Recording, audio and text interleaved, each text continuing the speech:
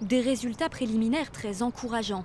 L'essai clinique du laboratoire américain Moderna, qui mobilise 30 000 volontaires depuis des mois aux États-Unis, a permis de réduire de près de 95 % le risque d'attraper le coronavirus.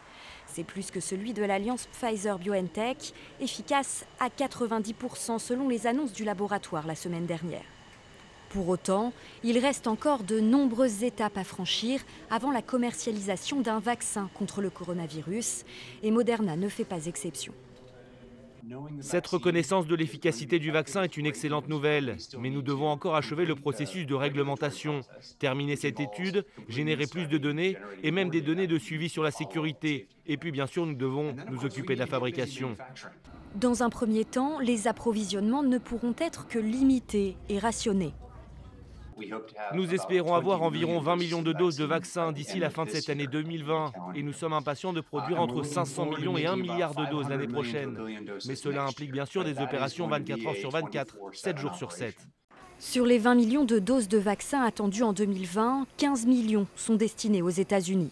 Des pays comme le Canada, la Suisse, le Japon, Israël et le Qatar ont eux aussi déjà signé des contrats avec la société de biotechnologie Moderna.